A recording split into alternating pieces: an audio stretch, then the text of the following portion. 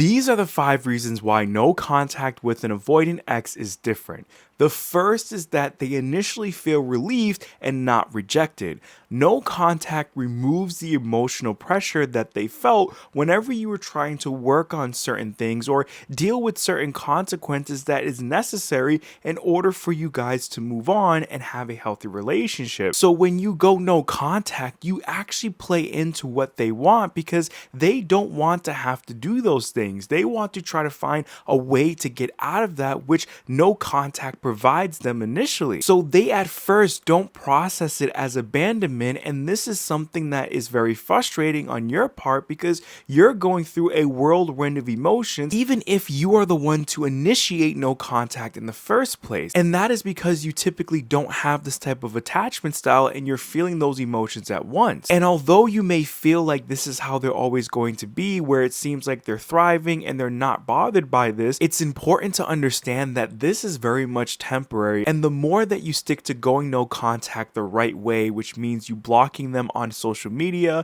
and messaging from you and not taking any of their breadcrumbing attempts, that will start to eat away at them and they're going to have to feel those emotions that they're suppressing down currently. The second way is their delayed emotional timeline. What this essentially is what we kind of alluded to earlier, and that is an avoidant is not going to feel this at the same timeline that you would expect a person who doesn't have this type of attachment style. They're going to take a significant amount of time before they actually sit down and begin to process their feelings about the breakup, and this is something that can be very confusing to you because they may respond and act towards you in a way that you would have expected when this breakup initially happens, and you don't know why it took this long for this avoidant to essentially come to that realization. And it's due to this attachment style because it does a really good job at distracting them and coming up with different excuses that inevitably causes them to suppress down these emotions and behave in ways that makes it seem on the surface level that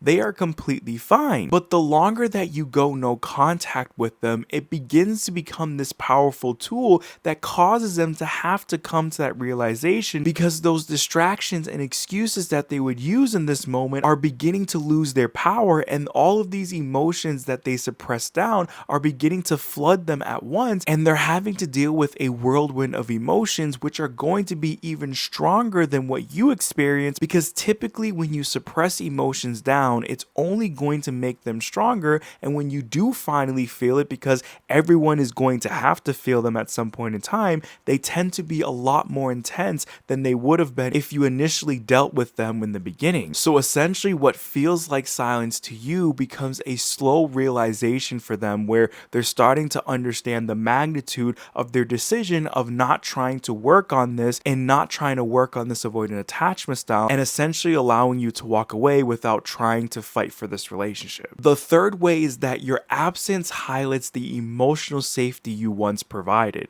This is a big realization that happens once this avoidance starts to really feel the magnitude of not having you in their life. They're starting to see how peaceful and grounded they felt with you, and this is something that they want to have in their life. They may have alluded to this not being the case in the relationship, either in a direct way with telling you or an indirect way with continuously pulling away from you, but deep down they actually found value in you providing that in their life, and they didn't allow themselves to realize it in the moment because this attachment style makes them feel that either they can find that in somebody else or it's not as of a significance to them as they think it is. But deep down it is, and it's in this moment that they're starting to realize and wake up to this reality that they're not going to be able to easily replicate what you were able to do in their life at all, really. And honestly, they may never experience that because there's no telling if there's going to be another partner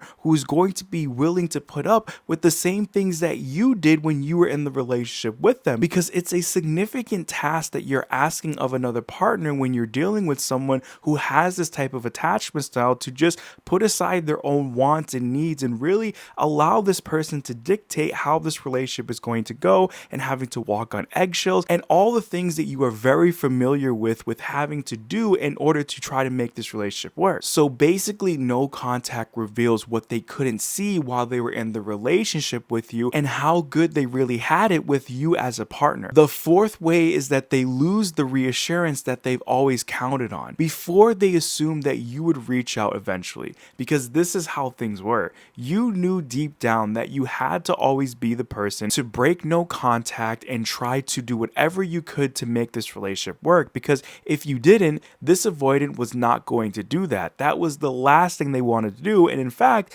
they would rather just stay silent, even though there's a part of them that's really anxious and wants to try to get back with you. So because they've grown accustomed to that, they pretty much know exactly when you are going to break that silence and try to work on things. But when you go no contact for a prolonged time that's past what they expect, this ultimately challenges that belief that you are always going to be there and be willing to do whatever it takes to work on this relationship, and it naturally starts to trigger anxiety in them, because now they're having to really confront the reality that you could be simply fed up with this relationship and trying to do all of these things while they're doing little to nothing, and you very much are beginning to move on, and this is a big step in doing that. And what further triggers this anxiety is the realization that they're going to have to do something about this, which means having to express their feelings and emotions and feeling vulnerable to try to see if there's a way to get you back, which they tend to not want to do, because obviously they're going to have to feel certain things and express things that they don't want to feel. But even more, they're afraid of how you're going to respond to this, because there's not a guarantee that you are going to accept them back and want to actually work on things. You could very much reject them in so many different ways, and that's a big trigger to an avoidant, because typically their caregivers was essentially rejecting them in their own emotional needs when they were younger, and that's something that they are always trying to avoid. They do not like rejection in this way, because it's going to cause a flood of different emotions and experiences that they experienced before, which typically is what led them to adopting this avoidant attachment style. So your silence basically breaks their emotional safety net, which is something that they are always relying on, even if they don't realize it. And the fifth and final way is that it forces them to face the truth that they have been avoiding. This is a big thing when it comes to an avoidant. They need to feel the magnitude of their actions and not trying to work on this attachment style, because there's a part of them that genuinely believes that being an avoidant is a positive thing for them. And we can have some empathy towards them, because we can understand that typically the reason why they're this way is because they had to adopt this way of being, as I mentioned, because their caregiver did not meet their emotional needs. So this was a coping skill that they've learned. So their mind convinces them that they need to be this way in order to maintain their emotional well-being. So because they're so used to being this way and it's ingrained in who they are essentially in this moment, it's so hard to convince them and to have them see how much is a detriment to the relationships that they're having, until you do something drastic like this, where it causes them to really have to sit down and understand how they've played a major role and why things haven't been able to work out, because they're not willing to do anything in this moment to try to work on this attachment style. And this is a really big wake-up call that they need, because just like anything in anyone's life, we sometimes need to experience wake-up calls like this in order for us to recognize the things that we need to work on, so that we can improve ourselves and essentially take time to heal from the things that no longer serves us and is only a detriment to us. And that's hopefully what no contact is going to do for this avoidant. But at the end of the day, you can't control whether or not they're going to actually take steps towards trying to work on this in whatever way they need to. You probably know this all too well, because you've done everything that you could possibly think of to try to do this while you're in the relationship, and it simply did not work, not because you did something wrong or you didn't try a certain thing, but it's simply due to them not having the desire to want to do that. But the beauty about going no contact, if you're doing it for the right reason, is that it is is all about you. It's all about you getting the space away from this person and the relationship so that you can begin to focus on what's best for you, because you have probably focused all your energy and effort into this person and this relationship and have been neglecting yourself. And that is very unhealthy to your own well-being. And no contact is a big step in starting to give that power back to you so that you can start to prioritize yourself and focusing on the areas that you need to work through and heal from and rediscover who you are and what you do and don't want. And